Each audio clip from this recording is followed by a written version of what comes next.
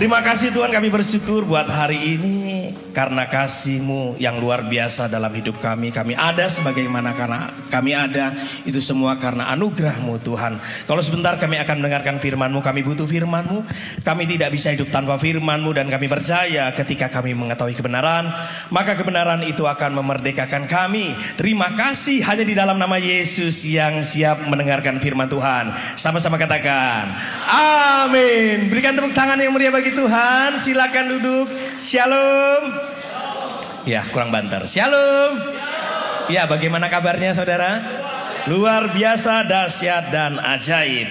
Ya, saya minta keyboard bisa mengiringi saya saudara. Tidak lupa saya mau mengucapkan selamat Natal dan Tahun Baru 2025. Saya percaya bahwa di mana kita merayakan Natal, di mana kita memasuki musim yang baru, kita akan melihat satu karya Tuhan yang dikerjakan bagi kita setiap orang-orang yang percaya, dan kita akan melihat satu hal, mujizat terjadi dalam hidup kita. Yang setuju berikan tepuk tangan yang meriah bagi Tuhan. Ya. Hari ini saya mau berbicara tentang namanya mengasihi Tuhan. Katakan mengasihi Tuhan. Ngomong sama sebelah kiri kanan, kamu mengasihi Tuhan apa enggak? Coba saudara renungkan dalam hidup ini bahwa kasih Tuhan itu besar untuk kita. Kata amin. Kasih Tuhan itu besar, bukan hanya besar, panjang, lebar, dan tinggi. Kalau Tuhan itu tidak mengasihi kita, tidak mungkin Tuhan itu datang ke dalam dunia ini untuk membebaskan kita, untuk menebus kita, untuk memulihkan kita dan mengangkat kita dari lumpur dosa. Alkitab katakan karena kasih Tuhan itu besar akan dunia ini, sehingga Ia mengaruniakan anaknya yang tunggal, yang satu-satunya, untuk membebaskan kita supaya kita tidak binasa, melainkan hidup yang kekal. Amin. Saudara harus pahami bahwa kasih Tuhan itu besar. Pernah nggak saudara renungkan dalam hidup ini, ketika kita ini menerima kasih Tuhan, kita harus sadar, kita harus mengerti, dan kita harus bisa membalas cinta Tuhan. Yang setuju katakan amin. Seringkali kita tidak pernah mengerti dalam hidup ini. Kita cuma menganggap bahwa penebusan Tuhan hal yang biasa. Saya mau kasih tahu dalam hidup ini, kita ada hari ini karena Tuhan. Belajarlah untuk bisa menyayangi Tuhan, menghormati Tuhan, bisa memberi yang terbaik. Ketika datang beribadah, responi dari setiap kegiatan yang bisa kita lakukan. Alkitab katakan, persembahkanlah tubuhmu ini sebagai persembahan yang hidup, yang kudus, yang berkenan. Itulah ibadahmu yang sejati. Orang yang mengasihi Tuhan, dia akan memberi yang terbaik di antara yang terbaik. Kalau hidup kita datang ke sini cuman hanya, maaf saudara, rutinitas, cuman hanya bisa dilihat gembala, saya bilang gak ada artinya saudara. Orang mengasihi Tuhan bukan karena dilihat orang, tapi dilihat Tuhan. Di mana Tuhan melihat kita menjadi satu pribadi yang berbeda. Jadi kalau ibadah itu antusias, jangan lihat HP, jangan lihat kiri kanan, tapi memberikan persembahan yang terbaik dong. Kalau cuma diam saja kayak patung, gak ada ekspresi, Tuhan tuh ngelihat, aduh, gimana ya? Yang tetanggamu saja ngelihat, enek saudara. Tapi ngomong sama sebelah, bukan saya itu. Kalau orang mengasihi Tuhan, dia akan memberi yang terbaik dalam hidupnya. Coba saudara perhatikan, kita buka di dalam Ulangan 6 ayat yang kelima. Kita buka sebentar di dalam Ulangan 6 ayat yang kelima. Apa yang Alkitab katakan? Kasihilah Tuhan Allahmu dengan apa? Segenap hatimu, dengan segenap jiwamu, dan dengan segenap apa? Kekuatanmu. Bahkan kalau di perjanjian baru ada ditambah akal budi saudara. Jadi kalau mengasihi Tuhan itu harus segenap hati, dengan segenap jiwa, dengan segenap kekuatan. Jangan separuh hati, saudara, tapi sepenuh hati.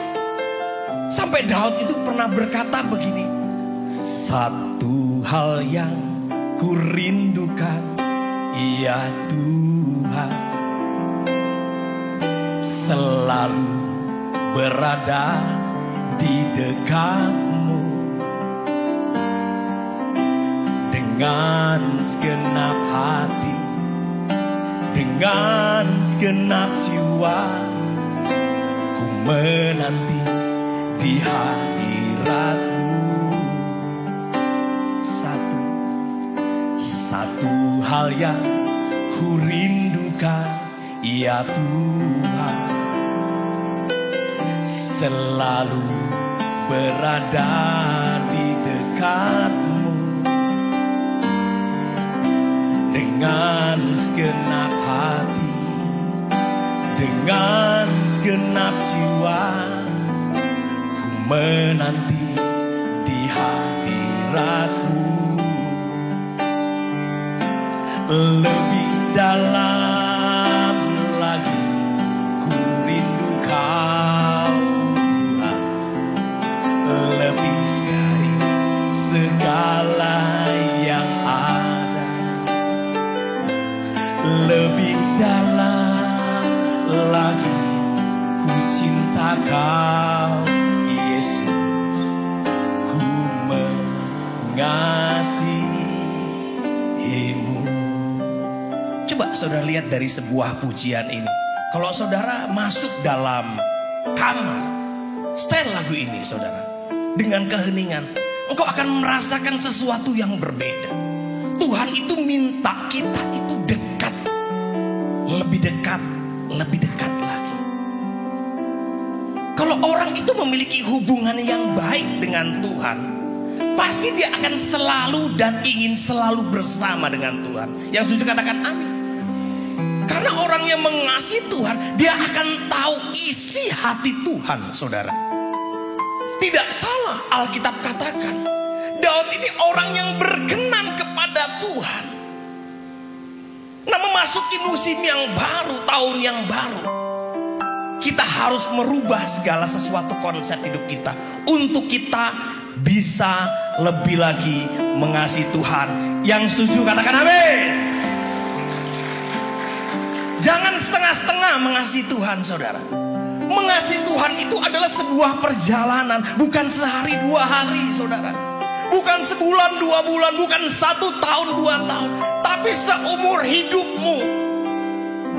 Sehingga sifat tabiatmu, karaktermu itu berubah seperti Kristus. Sama seperti Kristus. Mengasihi Tuhan bukanlah hal yang mudah loh, saudara. Pernah diajukan sebuah pertanyaan kepada namanya Petrus. Simon anak Yohanes, apakah engkau mengasihiku?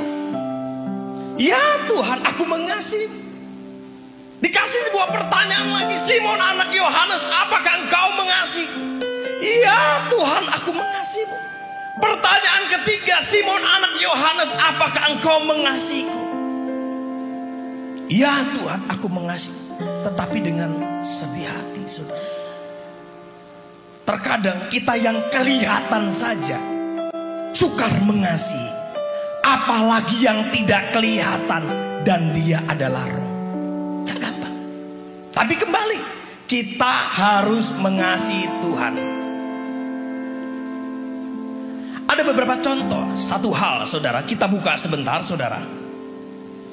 Saya ayat yang pertama, saudara, ayat yang kedua, dan begitu seterusnya, dan diakhiri di ayat ke-26, di ayat bersama-sama. Di dalam Matius 19, ayat 16 sampai dengan yang ke-26. Mari kita buka Alkitab kita di dalam Matius 19, ayat 16 sampai dengan yang ke-26. Di sini ada satu kisah yang menarik. Kita tahu ada seorang pemuda yang luar biasa, saudara. Di dalam Matius 19 ayat yang ke-16 saya bacakan, dan saudara akan menyambung di ayat 17 dan 26 kita akhiri bersama-sama. Yang mengerti katakan yes. Ada seorang datang pada Yesus dan berkata, "Guru, perbuatan baik apakah yang harus kuperbuat untuk memperoleh hidup yang kekal?" Ayat 17, 2, 3.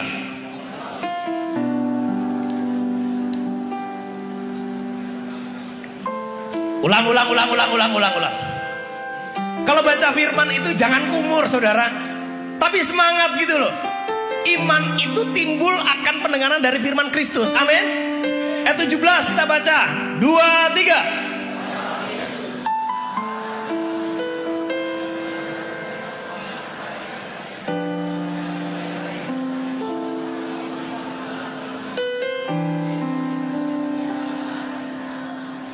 Ayat 18, kata orang itu kepadanya, "Perintah yang mana?" Kata Yesus, "Jangan membunuh, jangan berzina, jangan mencuri, jangan mengucapkan saksi dusta." Ayat 19, 2, 3.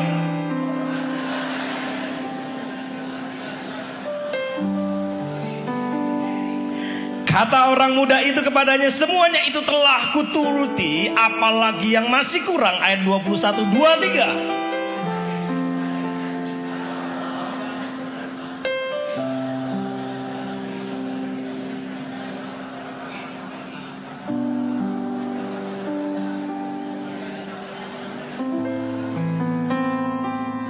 Ayat 22, ketika orang muda itu mendengar perkataan itu, pergilah ia dengan sedih sebab banyak hartanya. Ayat 23, 2, 3.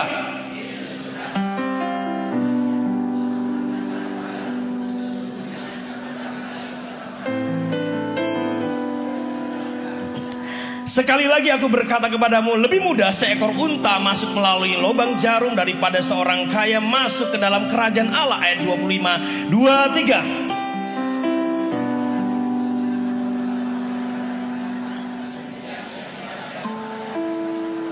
Ayat 26 kita baca bersama-sama. Yesus memandang mereka dan berkata, "Bagi manusia hal ini tidak mungkin, tetapi bagi Allah segala sesuatu mungkin." Amin. Berbahagialah orang yang mendengar firman Tuhan, terutama orang yang melakukan kebenaran tersebut di dalam kehidupan. Yang setuju katakan amin. Saya sering kali melihat jemaat kalau baca firman itu kok nggak antusias ya saudara. Tapi kalau maki-maki istrinya keras, mulai tersinggung. Istri-istri juga kalau maki-maki suaminya keras. Tapi kalau baca firman, kenapa nggak bisa keras? Seharusnya kita paham, kita sadar saudara, firman yang masuk dalam telinga kita itu akan menjadi iman kita. Kalau kita nggak mendengar firman Tuhan, kita nggak akan kuat menghadapi hidup ini. Karena di sebelah kiri kanan kita bisa jadi saudara mempengaruhi kita. Tetapi kalau kita konsen dalam pembacaan firman, itu yang akan memerdekakan kita. Dari kisah ini kita belajar saudara, seorang pemuda yang luar biasa kaya saudara. Dia bertanya bagaimana untuk mendapatkan hidup yang kekal. Kalau orang ingin mendapatkan hidup yang kekal harus mengasihi Yesus. Karena Yesus yang punya surga, Yesus yang memberikan kehidupan kekal. Kalau mengasihi yang lain, jangan harap bisa masuk dalam kerajaan surga. Gak mungkin. Syaratnya harus cinta dan sayang kepada Yesus. Gak ada yang lain. Makanya saya garis bawahi, pemuda ini luar biasa saudara. Dia itu melakukan hal yang jarang sekali bisa dilakukan orang zaman sekarang. 10 perintah Allah kalau kita lihat di dalam kitab Keluaran saudara. Hukum Taurat itu dibagi 2. Hukum yang mengatur hubungan kita dengan Tuhan, ada hukum yang mengatur hubungan kita dengan sesama manusia. Dia melakukan hubungan aturan atau hukum yang kedua saudara. Pertama, jangan membunuh, jangan berzina, jangan mencuri, jangan berbohong, jangan menghormati ayah ibu, dan kasihlah sesamamu manusia. Ini sudah hebat loh saudara. Tetapi Tuhan itu tahu dalam pribadi namanya pria ini. Ketika satu pertanyaan diungkapkan, apa yang terjadi saudara? Pria ini apa? Sedih dan meninggalkan siapa? Tuhan. Kalau dia mengasihi Tuhan, saya percaya dia akan berikan segala sesuatunya untuk Tuhan. Karena Tuhan itu bukan yang memanggil dia, justru dia yang datang kepada Tuhan. Bagaimana supaya hidup kekal. Yesus kasih tahu apa yang sudah engkau turuti. Cuman 5 itu saudara. Tapi selebihnya ketika Yesus memberi satu pertanyaan, ini yang tidak gampang saudara, yang tidak mudah saudara, untuk bisa kita melakukannya. Ada 3 rahasia atau 3 ciri orang itu mengasihi Tuhan. Coba saudara perhatikan di ayat yang ke-17. Di dalam Matius 19 ayat yang ke-17, jawab Yesus, apakah sebabnya engkau bertanya kepadaku tentang apa yang baik? Saya mau tanya, yang baik, yang satu-satunya dalam hidup kita siapa? Halo? Yang terbaik di antara yang terbaik siapa? Yesus saudara. Istrimu bisa berubah, suamimu bisa berubah, temanmu bisa berubah, tapi Yesus yang terbaik gak pernah berubah. Makanya Alkitab katakan satu yang baik dan yang terbaik cuma Tuhan. Tetapi jikalau engkau ingin masuk ke dalam hidup dan turuti apa? Segala perintah. Sejak dari muda dia menuruti perintah yang 5 tadi. Tapi kenapa di ayat yang ke-21, 22 kata Yesus kepada apa? Jikalau engkau hendak sempurna, pergilah apa? Jualah segala apa? Milikmu dan berikanlah itu kepada orang miskin, maka engkau akan beroleh harta di surga. Kemudian datang kemari dan ikutlah aku. Ayat 22 saudara perhatikan. Ketika orang muda itu mendengar perkataan itu, pergilah ia dengan sedih sebab apa? Banyak hartanya. Saya mau tanya, seharusnya hal yang pertama ciri orang mengasihi Yesus, dia akan mendengar perkataan Yesus. Saya mau tanya, kenapa ketika pernyataan dan perintah Yesus itu dilontarkan kepada pria ini, membuat pria ini sedih? Seharusnya yang saya tahu, dalam hidup kita, kalau kita tahu kebenaran, kebenaran itu akan memerdekakan kita. Dalam mulut Tuhan itu nggak ada dusta, selalu ada kebaikan. Kalau Tuhan perintahkan segala sesuatu dalam hidup kita, pasti yang terbaik untuk kita. Nggak pernah Tuhan itu menjerumuskan kita, justru Tuhan mau mengangkat kita. Tapi kenapa ketika dilontarkan sebuah pertanyaan kepada pria ini, Alkitab katakan dengan sedih hati dia pergi. Bukan datang loh saudara, bukan memberikan diri, tetapi dengan sedih hati saudara. Saya nggak ngerti hari-hari ini, ketika kita dinegur firman Tuhan, ketika kita ini namanya apa? Bukan hanya ditegur, tapi dikasih namanya sebuah apa? Pecutan yang keras firman Tuhan. Apakah kita ini, maaf saudara, marah? Apakah kita ini mangkel? Apakah kita ini kecewa? Saya bilang saudara, barang siapa ku kasih, dia ku hajar dan ku tegur. Tapi dalam hidup kita, mau gak kita ini rela saudara menerima firman saudara, pernyataan Tuhan, perintah Tuhan. Loh, perintah Tuhan itu nggak ada yang berat dalam hidup kita kalau kita ini mau melakukan. Tergantung keputusan kita. Yang sudah katakan amin. Saya mau tanya, kalau Yesus yang menyuruh, seharusnya pasti ada sesuatu yang berbeda. Betul betul. Gak mungkin Tuhan itu gak pelihara saudara. Dia tahu terkadang menguji dalam hidup kita apa yang berarti bagi kita. Betul-betul. Orang itu gak akan siap kehilangan saudara. Saya berani jamin. Orang siap diberkati, tetapi untuk kehilangan kehilangan enggaklah mudah. Orang lebih memilih kehilangan Tuhan daripada harta. Tapi Daud pernah berkata, engkau boleh ambil segala sesuatu, tapi jangan satu yang engkau ambil, Roh-Mu yang kudus. Halo, dalam hidup kita, apa yang hari-hari ini penghalang? Tuhan itu kalau memberi firman-Nya, menasehati kita, itu untuk kebaikan kita. Betul nggak? Kalau kita nggak mau, saudara, ya sudah, berkatnya diambil oleh orang lain. Amsal 13 ayat yang ke-13. Coba saudara perhatikan. Amsal 13 ayat yang ke-13, Alkitab katakan, siapa meremehkan firman, ia akan apa? Menanggung akibatnya. Tetapi siapa yang taat kepada perintah akan apa? Menerima balasan. Anda ingin diberkati, taat firman. Gak ada yang amin. Anda ingin melihat terobosan, itu taat firman. Saudara tahu janda di Sarfat itu, saudara, kalau dia tidak taat firman, dia akan lakukan bagiannya dulu, baru diberikan untuk namanya nabi itu.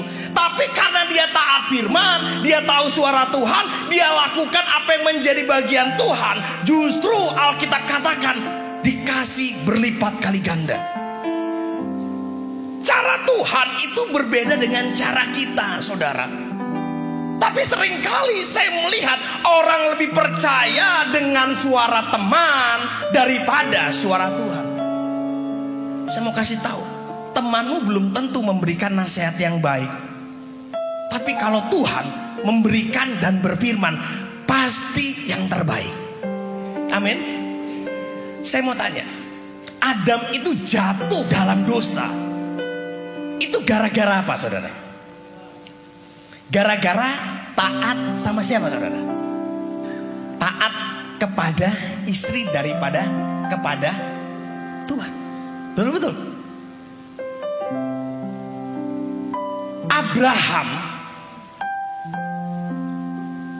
kan firman Tuhan udah berkata, Bram, tenang aja, nanti engkau akan melihat seperti langit dan seperti emas keturunan. Tapi karena goyah, saudara, karena mendengar namanya Sarai, Abraham ikut nggak, saudara? Ikut. Sampai sekarang jadi masalah. Coba andai kata dia dengar perintah Tuhan dan taat kepada firman Tuhan, nggak mungkin, saudara, firman Tuhan itu menjerumuskan, nggak. Justru firman Tuhan itu yang membuat hidup kita menjadi pribadi yang berbeda. Yang setuju berikan tepuk tangan yang bagi Tuhan.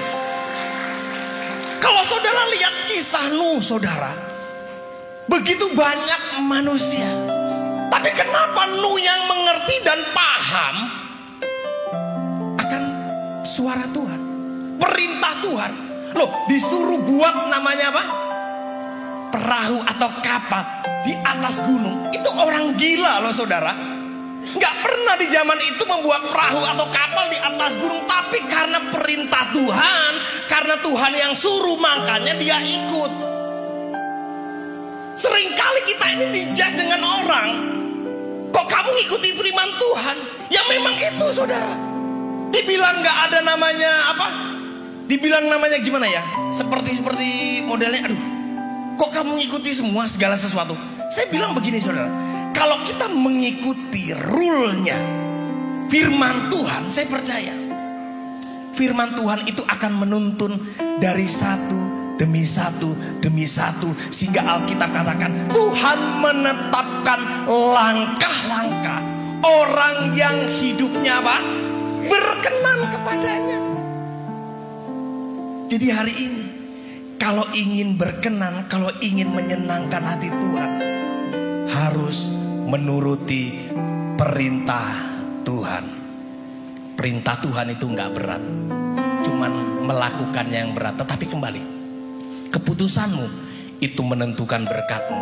Saya percaya di dalam kitab Keluaran, jikalau engkau mendengar Tuhan Allahmu, suara yang kusampaikan pada hari ini, dan engkau tekun melakukannya, Tuhan akan mengangkat engkau, saya percaya.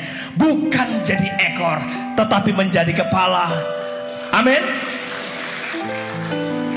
Itu yang pertama. Hal yang kedua, coba saudara perhatikan. Di dalam Matius 19 ayat yang ke 21. Matius 19 ayat yang ke-21. Apa yang Alkitab katakan? Kata Yesus kepadanya, jikalau engkau hendak sempurna, apa? Pergilah, jualah segala apa? Milikmu dan berikanlah itu kepada orang miskin, maka engkau akan beroleh harta di surga. Kemudian datanglah kemari dan ikutlah aku. Ciri yang kedua, bagaimana orang mengasihi Tuhan, dia akan memilih harta yang kekal. Katakan harta yang kekal. Harta yang di surga itu kekal untuk selama-lamanya. Tidak ada pencuri, tidak ada ngengat, tidak ada namanya karatan. Untuk mendapatkan harta yang di surga ada sebuah pertukaran dengan harta yang di dunia. Makanya Alkitab katakan, jika engkau hendak sempurna, pergilah, jualah segala milikmu dan berikanlah itu kepada siapa? Orang miskin, maka engkau akan beroleh harta di surga. Seringkali kita itu memikirkan perkara yang di dunia, bukan perkara yang di surga. Karena yang di dalam dunia ini sementara tidak kekal dan fana, tetapi yang di surga itu kekal untuk selama-lamanya. Coba andai kata pria ini dia jual segala sesuatunya, saya percaya dia bukan hanya dapatkan Yesus, dia akan dapatkan sesuatu yang berbeda.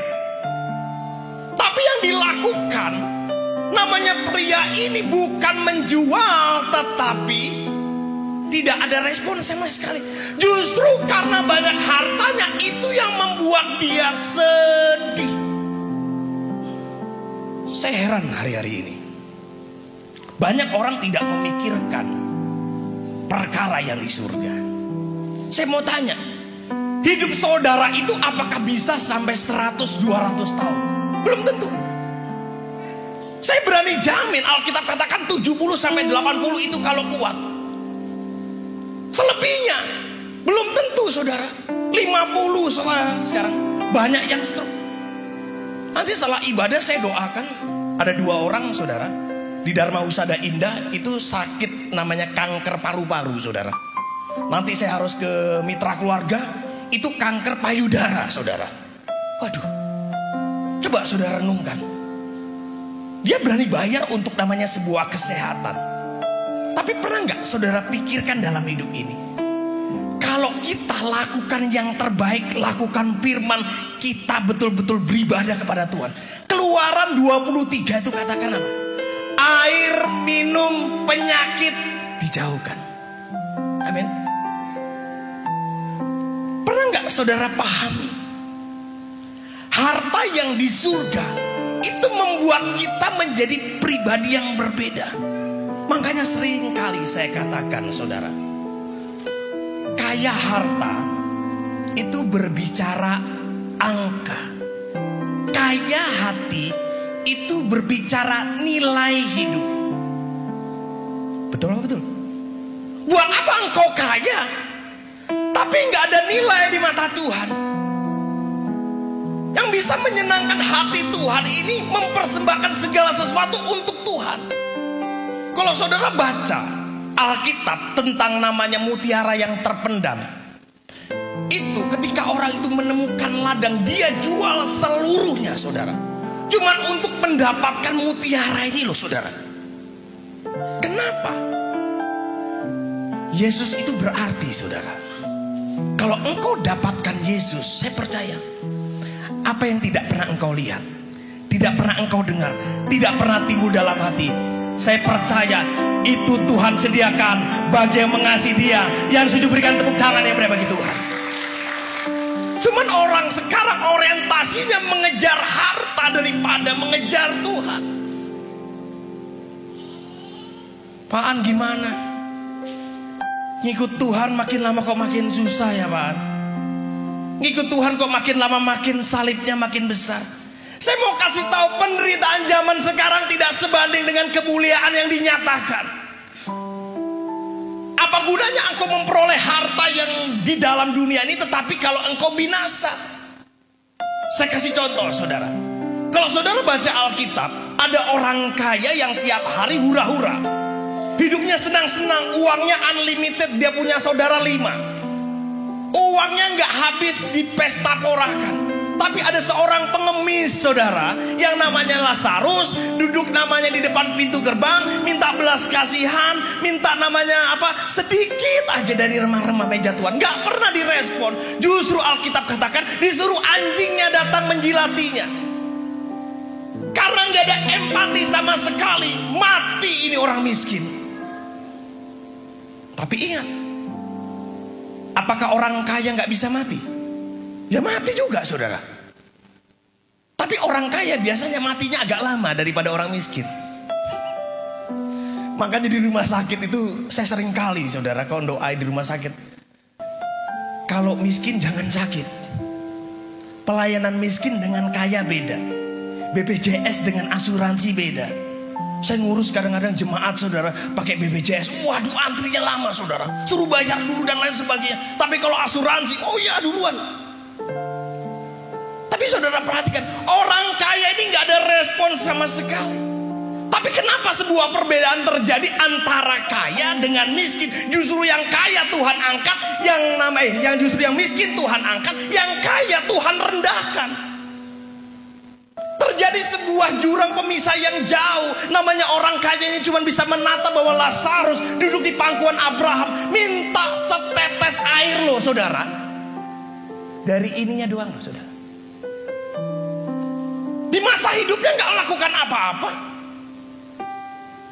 Hidupnya untuk dirinya sendiri. Saya kasih tahu, kalau engkau dapat berkat hari ini, itu ada berkat orang di balik hartamu. Betul-betul. Yesus pernah berkata, kalau telanjang kelaparan, kasihlah, saudara, kepada hambaku yang paling hina ini. Engkau akan melakukannya untuk aku. Susah amat sih sekarang orang-orang itu berbagi, saudara. Memikirkan namanya perkara-perkara yang di surga, saudara. Karena yang dipikirkan cuma untuk dirinya sendiri. Kalau orang itu bisa mengasihi Tuhan, dia akan bisa berikan segala sesuatu dalam hidup ini untuk bisa memenangkan banyak jiwa. Setuju gak? Saya mau kasih tahu, kenapa orang-orang di luar kita, saudara, itu lebih gila-gilaan. Serius. Bisa banyak menangkan jiwa masuk ke tempat mereka. Terkadang kita ini loh, saudara, nggak mau bergerak, nggak mau ada belas kasihan, nggak mau memberi. Saya mau kasih tahu, orang yang memberi nggak pernah kekurangan, saudara.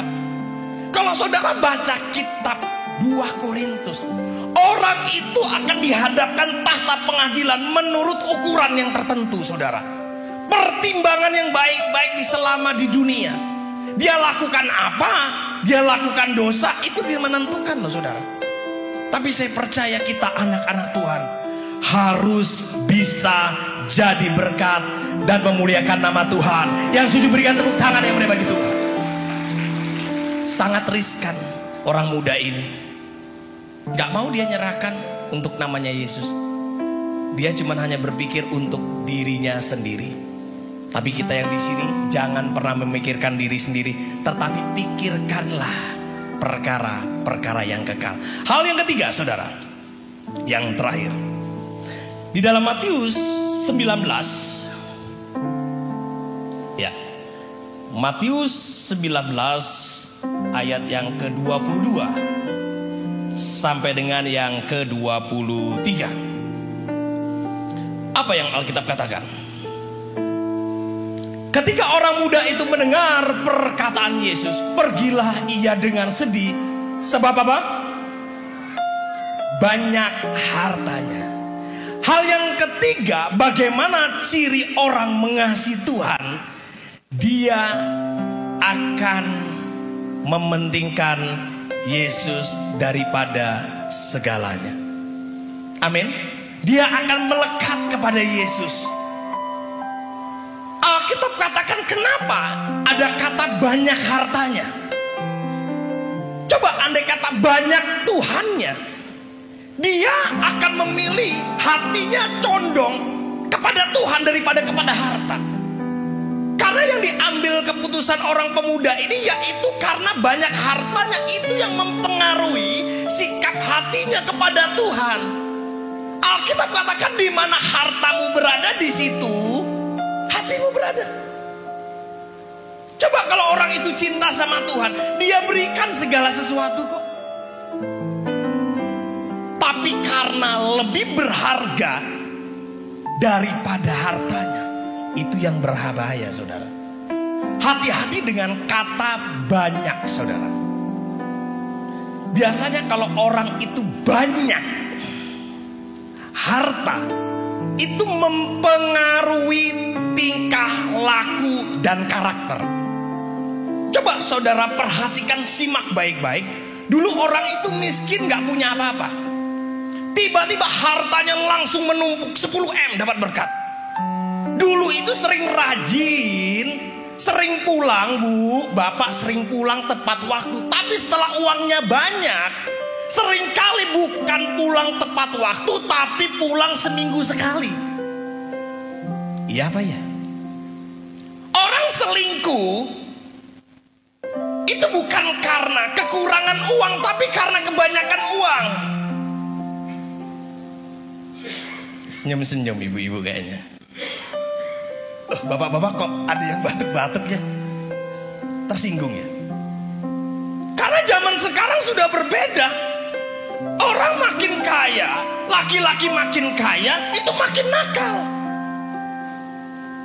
Beda dengan wanita. Wanita kalau nggak nakal nggak kaya. Loh, ini tren loh saudara. Di dalam hidup ini loh, saya banyak nemui. Jangan saudara bilang, oh kuat Pak iman saya. Dibuktikan. Kalau saudara lihat dunia luar, itu spa di mana-mana saudara. Promosi di mana-mana saudara.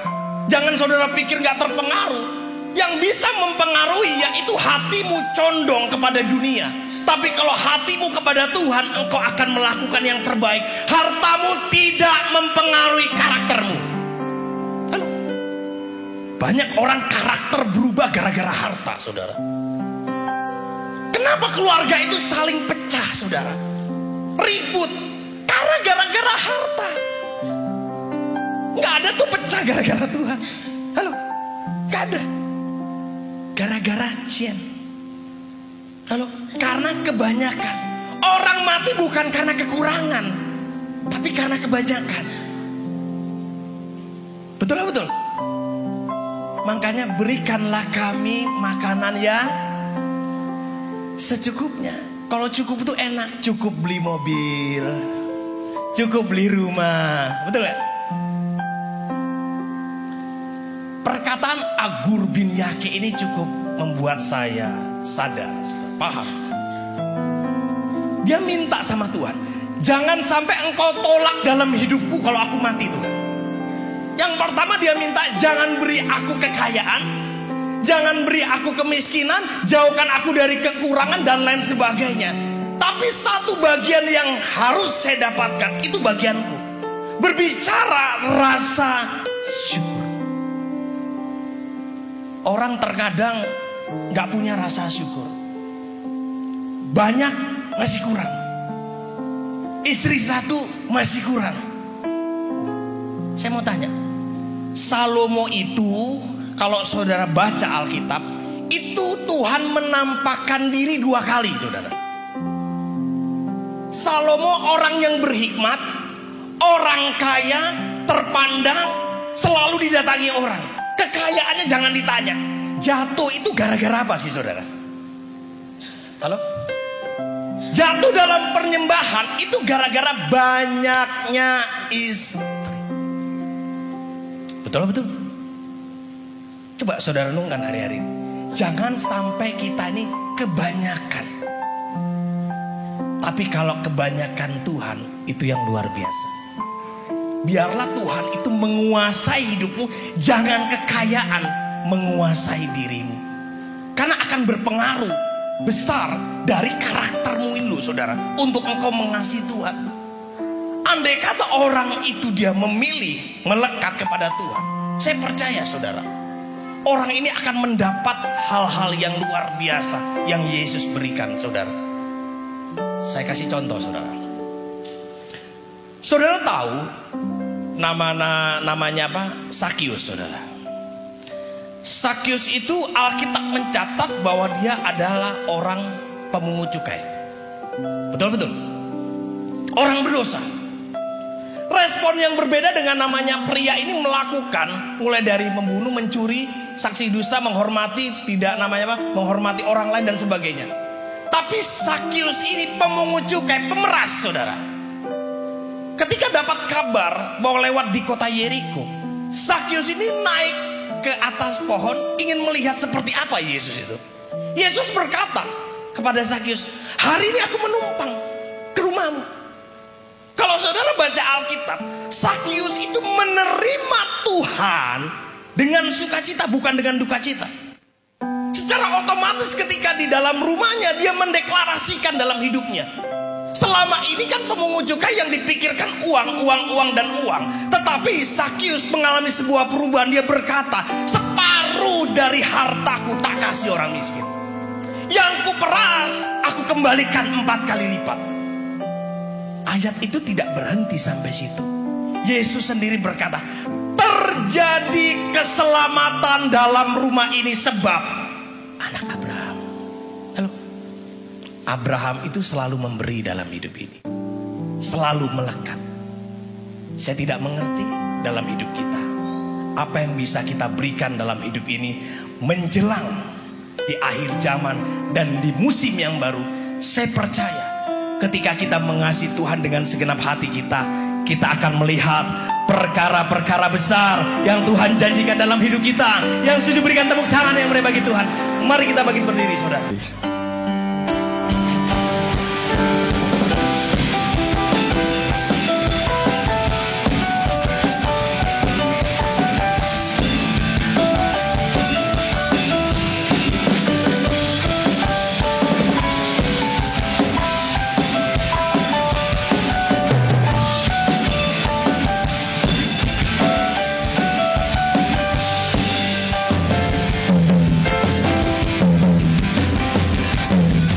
Dia mati bagiku, dia bangkit bagi